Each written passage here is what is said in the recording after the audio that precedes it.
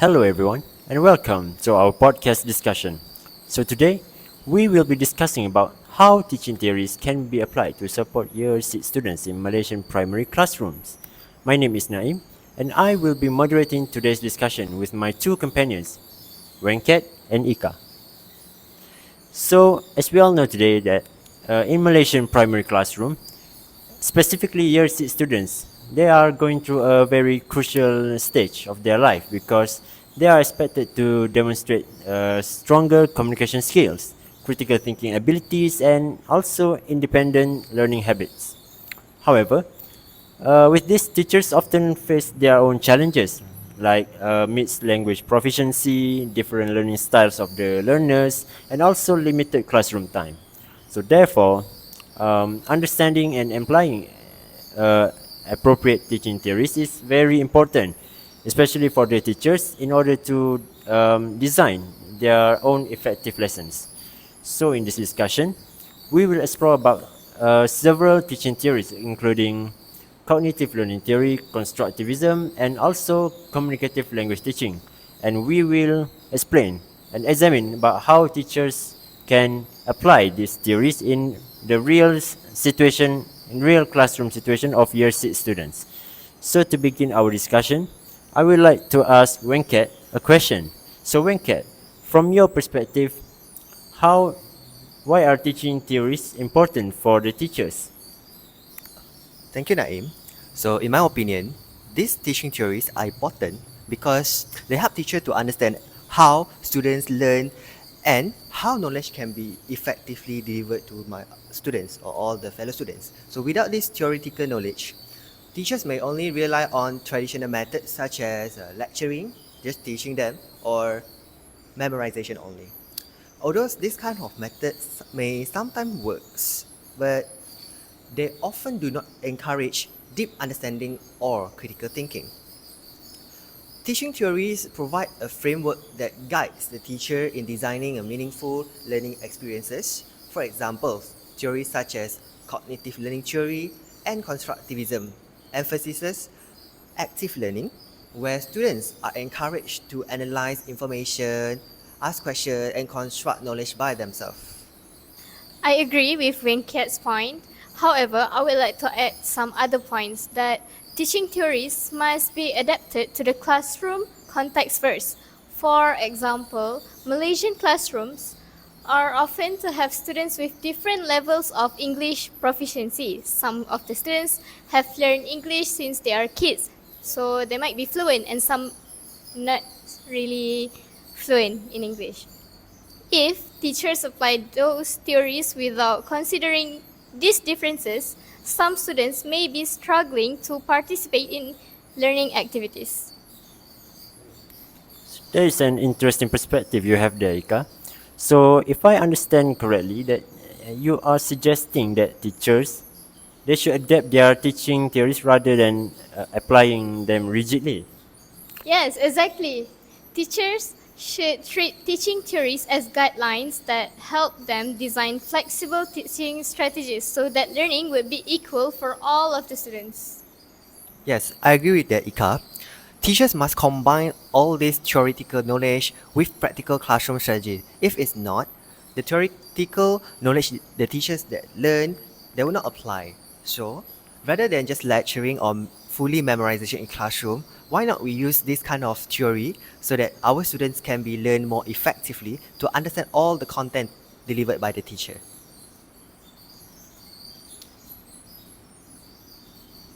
So now let us move on to our first teaching theory, which is cognitive learning theory. So Venkat, could you explain this theory in detail and how it relates to the year 6 students? Certainly, Naim. So, let me explain to you what this theory is about. So, first, cognitive learning theory focuses on how learners process information and develop understanding through mental processes. So, one important scholar associated with this theory is Jean Piaget. So, according to Jean Piaget, children around the age of 11 to 12 years old are entering the stage called formal operational stage. At this kind of stage, students begin to develop the ability to think logically and abstractly. For example, with this kind of students between the age 11 to 12, they have the ability to think abstractly. Let's say they're able to think whether their action is right or wrong. Let's say they are throwing the rubbish outside everywhere, just throw it everywhere, rather than throw it into the dustbin. Is it correct? It's wrong. So they are able to think abstractly whether is this actions are correct or not. As compared to children within maybe year 1 to year 3, they are more related to concrete stages. So they have to touch, have to see the things physically as compared to the student between 11 to 12 years old for year 6 students. So at this kind of stage, therefore, teachers should design activities that encourage students to analyze information, to evaluate the ideas and problem solving skills. For example, when they are having a situation, they have to think abstractly rather than looking the situation itself. Sometimes the situation you can't look it through physically, but you have to think abstractly. What if this situation happens? Are the students able to solve this kind of issue? So this is the Jean Piaget's theory, what it's going to talk about. That sounds very relevant to our year 6 students. But how can teachers apply this theory in a English classroom? So one example is problem-based learning. For instance, a teacher might introduce a topic about environmental issue. It's just a topic such as plastic pollution. You have to think, when plastic pollution happens, what we can do as a students to solve the issues or solve the problem. Then students are then asked to analyze the causes of problem, why the problem will occur, and suggest possible solution. So in this kind of situation, students can think abstractly, what are the causes of the problem actually. Let's say plastic pollution is because of humans to rely on plastic because it's cheap, fast, convenient and easy to get it as compared to paper recycle bag. And suggest possible solutions. For right now, they have the solutions such as paying 20 cents per plastic bag, right? So this is the one of the possible solutions for them to give us. Okay. After discussing in groups, the student can present their ideas to the class.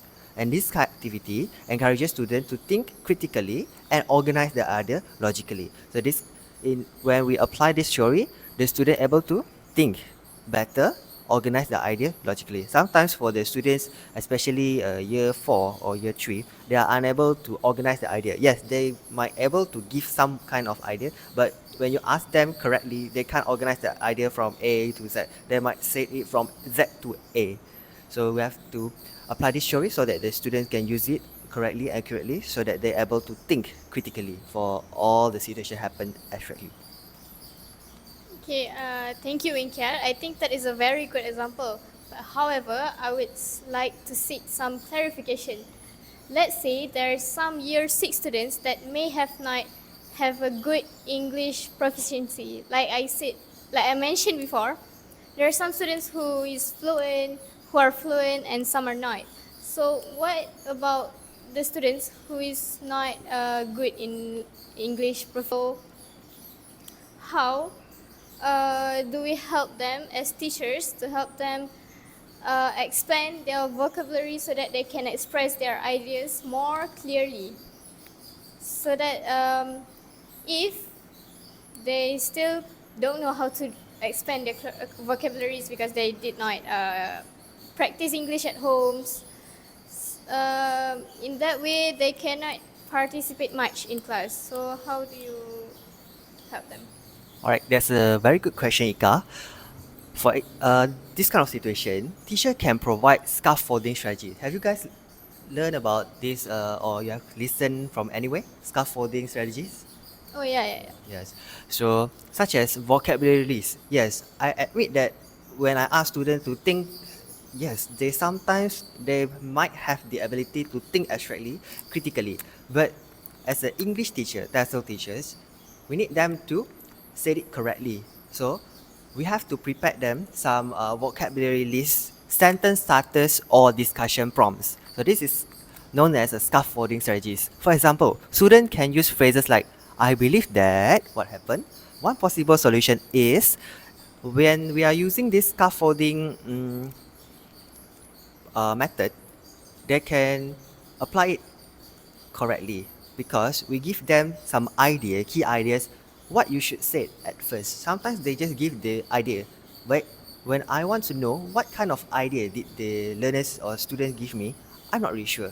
When I teach them, one possible solution is so I get know that the students are giving me a possible solution instead of they are giving me causes. This problem occur because so this is a few methods that how can we apply these theories in the classroom. And did I solve your question, Ika? Yes. Okay. Thank you. A very good question from Ika and also a very good solution from Weng. So that is a very useful strategy because by using scaffolding, it supports our the language development and also critical thinking of the students. Now let us move on to another important theory, which is constructivism. So Ika, could you explain about how the teachers can use and apply this theory in the classroom of year 6? Okay, of course. First of all, constructivist theory suggests that students learn best when they are actively construct their own knowledge through experience and interaction with others. Either it's with their peers, parents, or even their environment. Instead of simply listening to the teachers, students should participate in activities that allow them to explore ideas and collaborate with others. Like, for example, instead of the teacher is just presenting and teaching them about grammar, especially because it's hard and it can be quite boring in class. But the teacher might can do something like let them do some activities in pairs or in groups so that they can interact with others and express their ideas. For example, teachers can implement project-based learning. One possible project is called Our Green School Campaign, where this is where the students work in groups to identify environmental problems in their school, such as littering or excessive plastic use. This way, when they are discussing with each other, they are freely expressing their ideas because this is their friends. Some students might be so introverted in school that they are very shy to talk to the teachers or to talk in front of the class. And because the teachers have so many children in that class, so it might not be possible for the teacher to focus on every student to make sure that they speak in class. So this way, they can interact with their friends, which is they might be more familiar with because they're playing with them and it's not very formal. So they can express about what is the problem, what is the exact problem, what can they do to give solution to reduce the environmental problems. Okay. When they research possible solutions and create posters or presentation to raise awareness, this will also build their confidence because they are presenting in front of the class with their friends. Okay. That sounds like a very engaging activity. However, I would like to challenge one idea. Sometimes group work might not effective, right? Because some of the students may dominate the discussions while others just remain passive. I'm sure everyone has experienced this, right? Especially during a very large group discussion. Sometimes one people lead, how about the others? They just remain silent. What do you think about this issue, Ika? I think that is a very valid concern for you. To address this problem, teachers can assign specific roles within each group. So, for example, of course, each group might have a leader. So the one who dominate each group, the teacher may rotate the roles. So in that way, maybe in this class, that particular students who like to speak might be a leader, but for the next day or continuous day, let other people be. So let the teacher choose themselves. And also, not only for the leader, there might be like assistants or the one who present this part or present that part. And tell them that in that group there must be a discussion leader, a note taker, a researcher, and also a presenter. And also for the presenter, maybe the teacher can explain to them how important it is for every student to speak during that presentation. This will ensure that every student has a responsibility on their own and they are not being dominated by others. Yeah. So to sum up this theory, that you said that this theory involves the students to explore their surroundings to Yeah. find the solution to their problems, right? And then when Kat uh, has asked a question, a very popular question about in the group, there's one student who is very dominant and others will just sit silent. And Yeah. then Ika provide a solution like the group must have discussion leader, note taker, researcher. There is a very good strategy because assigning roles not only improves the participation of the group as a whole, but also promotes teamwork and also accountability in the group. Before we conclude our discussion today, I would like to introduce another approach that is increasingly used in today's modern classrooms, which is blended learning. So, what is blended learning exactly? Blended learning means that learning combines our traditional face-to-face teaching method with online or digital learning activities. So, Ika, could you explain about how we can use blended learning, about how blended learning can be applied by the teachers in a year 6 English classroom today? Certainly. Blended learning allows students to combine classroom interaction with digital resources to support students' learning.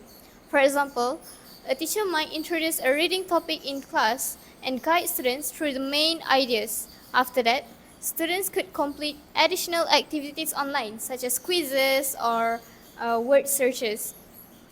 Or like watching a short educational video, completing an interactive quiz, or even participating in an online discussion forum. Yes, I think blended learning can be very beneficial for year 6 students because it allows them to learn at their own pace. Sometimes some of the student is a fast learner, some of the student is a slow learner. So in order to adapt this kind of situation, blended learning is a more suitable solution to solve this kind of issue. Correct. So some of the students may need more time to understand certain topics, digital materials, allow them to revisit the content whenever it's necessary for them. At the same time, more advanced students can explore additional materials and deepen their understanding online through Google research. And right now we have AI platform. Just type, they can get whatever information they want. Yeah, there is a very good points by you too because like Ika said, I like the part when you said that about presenting a short clip video, or maybe we can use games to teach them because traditional face-to-face learning method is very boring. And also like I agree with Wenkat's statement that says that everyone has their own pace of learning because we ask ourselves, am I a fast learner? Then we ask our somebody else. They will say that maybe they are fast learner or slow learner. So everyone is different. So, however, do you think that there are any challenges when implementing this method, which is blended learning, in Malaysian primary schools? Yeah, there can be several challenges. For example, not all students may have a stable internet access in their home or personal or even a personal device. Or even at schools, there are some schools that don't have enough internet access. Therefore, teachers need to design activities that are flexible and accessible to all the students in their classroom. Yes, I agree with you, Ika. Teachers can use the school computers labs or just a simple digital tools that are easy for students to access instead of using a very hard in rural areas. Some of the students is very hard to achieve if they access actually the data, Google and internet. The key idea is that technology should support learning rather than replace the teacher's role in the classroom. Teachers is still a human, so we need teacher to teach us, guide us because we as a human we have emotion as compared to digital learning they have no emotion, they are just words showing in the laptop or the screen. Yeah, there is a very important point there, Venkat. So, about this method, when implemented effectively, blended learning can create a more engaging and also a more flexible learning environment for students because it doesn't just rely on one method only. It rely on multiple methods that we can use and we can attract the students to learn more effectively. Another teaching perspective is that is equally important is that about the humanistic approach to education, which is we call as humanism. Humanism focus on the personal development of students and also emphasize their emotions, motivations, and also self-confidence in the learning process. So, Venkat, could you explain about how this kind of approach can be applied in your sixth classroom? Certainly, Naim. Humanistic learning theory emphasizes that students learn best when they feel what? They feel respected, they feel valued and emotionally supported. Try to think that if a student is always being said that you are not good enough, your work is not really so good. As a student, we will feel like I don't want to learn anymore, right? So, as a teacher, we need to let them feel respected, feel valued. Oh, I come to school, I learn, I write, I learn new things. Although I did something wrong, but I'm still doing my best to everyone. In this kind of approach, teachers aim to create a positive and support classroom environment where students feel comfortable expressing their own thoughts and ideas. For example, teachers can encourage students to share their personal experience during classroom discussion. If the topic is about environmental responsibility, students might talk about how they reduce plastic use at home or participate in recycling activities. There might be some households that are practicing something like when they go to shops, they bring their own bags. So maybe they can talk in front of the class and the other students can learn from it. That sounds like a very meaningful way to connect with the students. Realize because the teachers actually dives into their students' daily routine. But how can the teachers ensure that all students feel confident enough to participate in something? So teachers can build student confidence by providing positive encouragement and also constructive feedback. For instance, when a student shares an idea, the teachers can acknowledge that their effort, wow, your idea is quite good, and guide them to improve their expression rather than just criticizing their mistake. Some of the teachers, is just criticizing their mistake. But why not we turn their mistake into a better way to guide them to improve? We can say that is something wrong with this sentence, but why not you change? Isn't it better? It's a good way for humanism teaching theory, though that we can apply correctly. I also think that teachers should give students opportunities to make choices in their learning. For example, students could choose their own topics for presentation or projects. This will help them to feel more motivated and responsible for their own learning. For example,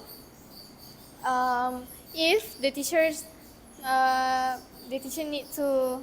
need them to present about environmental problems, so they can choose their own subtopic like either littering or dunking oil in the sea and that kind of things. Yeah, there is an excellent point there because so to sum up this theory is humanism is about the emotional aspect of the students that the teachers need to be aware of because when if the emotion condition of the student are not stable, they will not be able to learn properly. And I like the point that Ika said just now, that you said just now, that you said that the students need to have their own choice in Yeah. learning, so that they can decide on their own about what is the best for them in learning. So ultimately, the humanistic approach reminds us that education is not only about the academic achievement of the student, but also about developing their confidence and their motivation in learning. Yeah. Before we conclude, let's briefly discuss about some challenges that teachers might face when applying these teaching theories. Alright, so one of the common challenges is large class sizes. In a class with many students, up to 40%, it may be difficult for teachers to monitor group activities. Another challenge is mixed language proficiency levels, like I said before. Some students may be very confident in speaking English, while others might feel shy or lack of vocabulary. Yeah, that is true. But however, teachers can overcome these challenges by using differentiated instruction and also scaffolding strategies. Alright, so to conclude our discussion today, we have explored several teaching theories and how they can be applied and implemented in the Year 6 Malaysian primary classrooms. Alright, so this includes cognitive learning theory, constructivism, communicative language teaching, humanism, and blended learning. We'll also somehow discuss how do we apply these theories in the classroom and also how we're going to solve the problems we are facing challenges in Year 6 classroom as well. We also discuss practical classroom strategies such as problem-based learning, project-based learning, and role-play activities. And there's also some others like letting the students take their own responsibility when it comes to learning. So overall, applying teaching theories effectively can help the teachers to create engaging, student-centered classrooms that promote their students' critical thinking and also communication skills. So when teacher combine theories with practical teaching strategies, students are more likely to become an active and confident learners in the classroom. Okay, so I think we have discussed a lot of things in today's podcast, right? So thank you for you all to listen for listening to our podcast discussion. And that's all from us. Thank you. Bye.